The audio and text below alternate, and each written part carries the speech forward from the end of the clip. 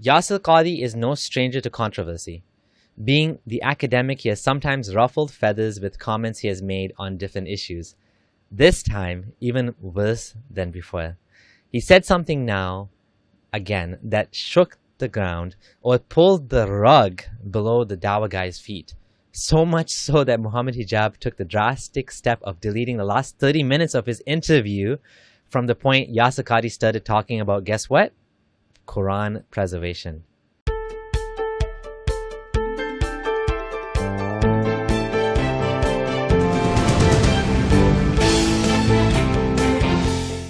This is your friendly neighborhood ex-Muslim Abdullah Samir here.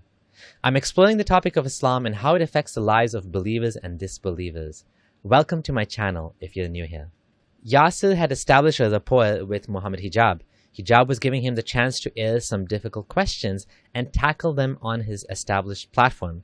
This gives Jaser Kadijevog credibility and a safe space to discuss with someone friendly on his side while quashing the worst rumors and attacks that are coming up against him. It's a smart move. The last conversation that Hijab had with Jaser Kadijevog, however, took an unexpected turn.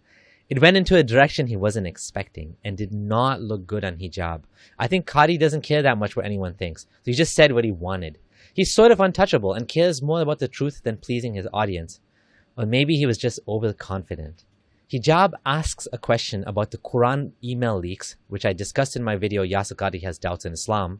Hijab said Brother Imran, aka Dawah Man, had leaked some Quran preservation emails. And can you explain yourself about these emails? Do you consider the Hafs and Asim and so on Munazzil, meaning revelation from Allah? Here is what Jaser Kadijevog said. So one of the brothers, he did something, again, unethical.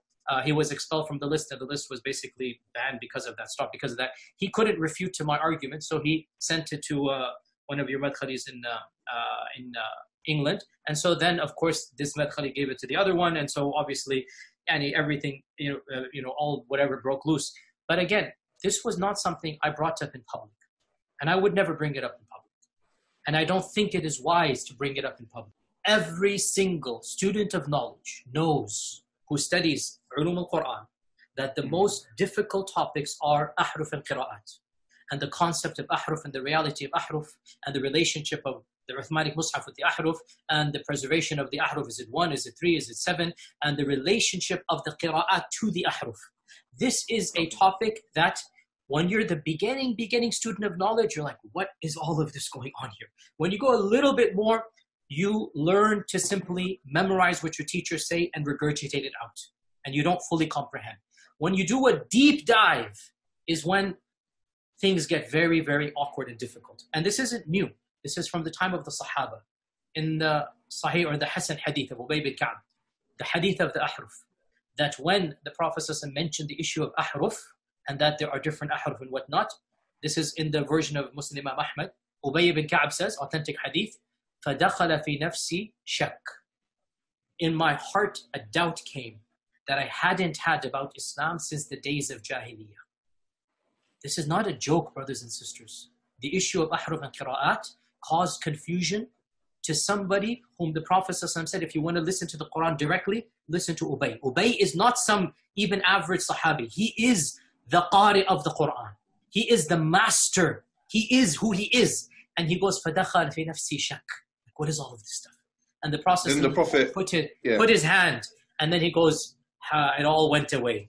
Now, for the first time, I'm telling you here, what was the crisis? I mentioned it, referenced it, but I never explicitly said it. Why didn't I say it? Because it should not be said in public. But unfortunately, these brothers, because they released the emails, so then I have to then get it. This was the issue.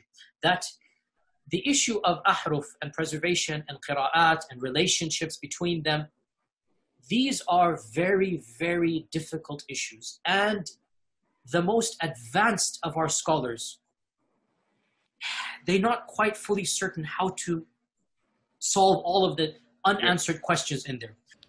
Now, Muhammad Hijab should have known about the Streisand effect. When Barbra Streisand tried to hide photos of the mansion in California, it drew further attention to it. Hijab, if you try to hide something, that just makes it go more viral. If the video is already mirrored on Jaser Kadijevog's channel, what good would removing part of it from yours be? Do you really think that'll work? But I know what hijab will say. We did this because we didn't want to confuse the masses. Muslims don't need to know about Quran preservation. It'll hurt their iman and cause more doubt. Like Jaser Kadijevog said, it's not wise to discuss these issues in public. Better we keep it behind closed doors. There was even a bigger bombshell that came later. And by the way, this is now a well-known open secret amongst many Muslim graduate students and academics around the world. And this is well known. Traditional understandings of ahruf and qira'at cannot answer some of these pressing questions that are now being poked by our people outside of, by our academics, by their academics outside of the faith tradition. You see, in a Muslim environment, there's always some respect that we have for the Quran. We should. In a Muslim environment, we'll press a little bit and then we'll say, okay, khalas, sami'na wa ata'na. And that's great, alhamdulillah. When you go to academia, they don't have that red line. And they're going to just, you know, the famous story of the emperor with no clothes. They're going to just point out, no, that doesn't make any sense. Well, that's not true, and this and that. And they'll bring issues, which I'm not going to mention explicitly, that you know are true because they're in your own books. They're not inventing anything new. They'll bring you riwayat, and they'll bring you athar, and then you add to that very well-known issues of, I don't even want to be explicit. And then you bring on top of that makhtutat, and then. And it's very clear to you and to every single very advanced student and specialist that the standard narrative has holes in it. That's what I'm going to say. The standard narrative does not answer some very pressing questions. Okay? This is what I'm going to say. Well-known secret among academics, huh? And did you catch that? He just said, Alhamdulillah. We poke a little and then we stop. Is he serious? He's saying it's good to be skeptical but not actually follow the evidence where it leads? Why not? Because it'll take you out of Islam? Because it'll destroy the narrative of the Quran being fully preserved? And then the final bombshell. Muhammad Hijab thought he was going to save the day with this question. But it so spectacularly backfired on him. It backfired so badly like you cannot imagine. Hijab asks, if you had a blank mushaf, meaning a Quran, and write down with no interference what was revealed from Allah, would you write down what corresponds to the existing Quran we have? Jaser Kadijevog interrupted him and didn't even let him finish the question.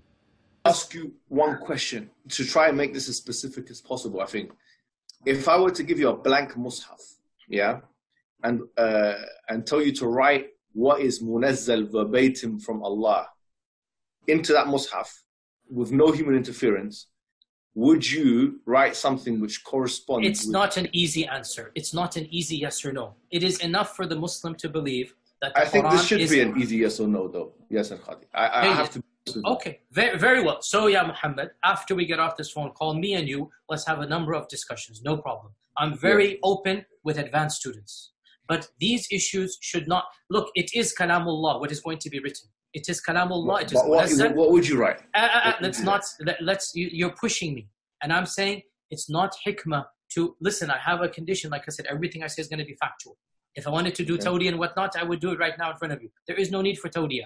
The Quran is the uncreated speech of Allah. The Quran is preserved. The Quran is known. The Quran is mutawatir. And alhamdulillah, all of the qira'at are the Quran. All of the qira'at are authentic. Alhamdulillah. Leave it at that, ya akhi. Beyond this, honestly, I have no problem. We'll have discussions or take my class. But beyond this requires background information. It is enough for the Muslim to know that the Quran is the speech of Allah that has been protected, and what we recite is the kalam of Allah. That is enough for the Muslim to know. I appreciate what you're saying, one thing. But There you have it, folks. The Quran is the speech of Allah.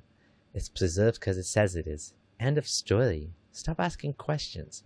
Don't worry about it. Just do your 5 times prayers and carry on.